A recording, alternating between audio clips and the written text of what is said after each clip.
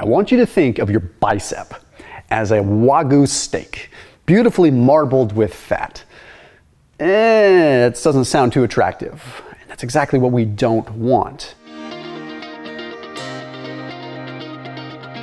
You see, there is a pretty significant difference between the consumption of monounsaturated fats, polyunsaturated fats, and even saturated fats when it comes down to how we store fat in our muscle.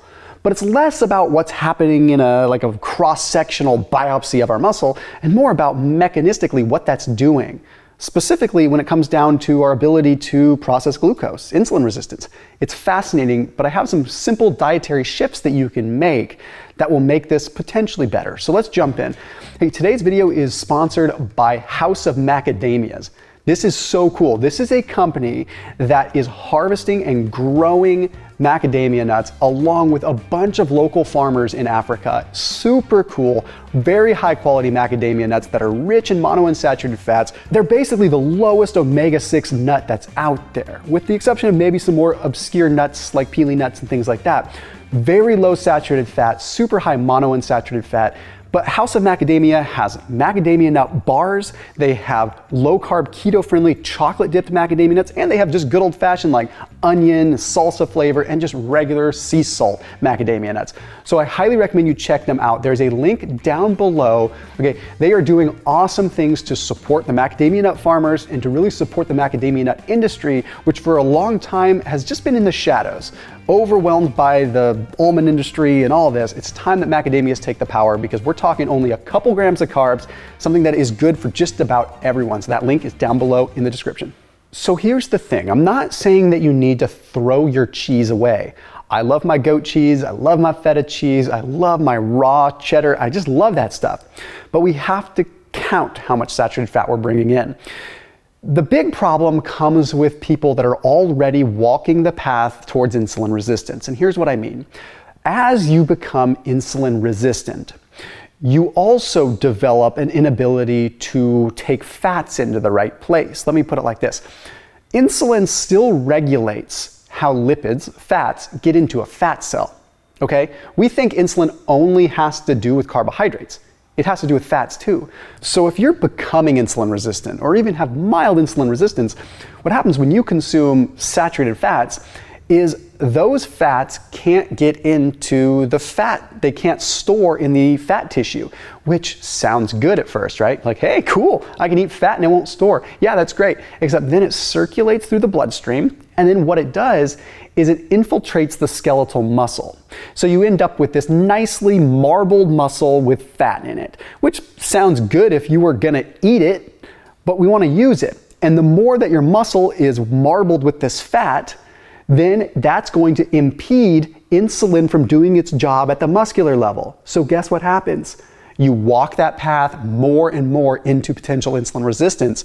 Saturated fat, I'm not trying to sound like someone that's pushing a weird agenda here. I'm just saying maybe we need to reduce it a tiny bit and sub it out for other fats. And this isn't just like Thomas's gobbledygook of the day.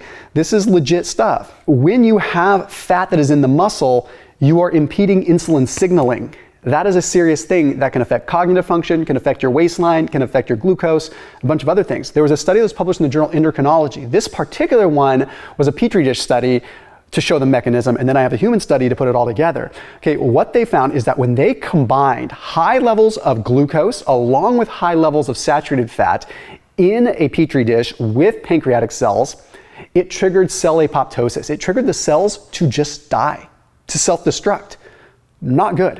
When they combined polyunsaturated fats, like those from fish oil, things like that, along with higher levels of glucose, only mild apoptosis, mild toxicity. When they combined monounsaturated fats, like from avocados, avocado oil, olive oil, guess what? They combined that with glucose, no effect, no negative effect. That's not to say that you never eat meat, and I'm not saying that at all. In fact, if you want to really get granular with it, polyunsaturated fats are in fish. So I'm not pushing a plant-based agenda. It's not my motive here. My motive is to actually preach what I've been preaching for years, which has been a more Mediterranean-focused diet. getting leaner cuts of meat or ones that have polyunsaturated fats or monounsaturated fats like pork, and then the leaner cuts of beef, and then add the fats in through the polyunsaturated fats like the fish oil, and add the fats in like the olive oil, the avocados, the avocado oil. It doesn't need to be a big, beautiful salad with quinoa and berries. It can be a nice looking salad with some salmon and a little bit of prosciutto and a little bit of olive oil and some avocado on it and a little bit of filet. It can be pretty, okay? It can be awesome. It can be cool and have a positive impact. So what about this human study I was talking about? So this study was published in the journal Diabetology. They took a look at people that ate a relative high amount of saturated fat. They said, hey, for a couple of weeks, we're gonna have you swap out saturated fats for polyunsaturated fats. So you can easily swap out maybe steak for fish or something. I don't know, whatever, that's just me talking. So what they found with this is they improved their glucose management, they improved insulin sensitivity, they were able to handle glucose better, and guess what else? They reduced abdominal fat. Why would they reduce abdominal fat? Well, it's simple. If you are less insulin resistant, then you're going to have less glucose circulating and ultimately going through de novo lipogenesis. It can help you out. So again, what is a rule of thumb to follow? 20% of your total fat calories, okay? Total fat calories should be saturated fat. The rest should be a myriad of poly and monounsaturated fats.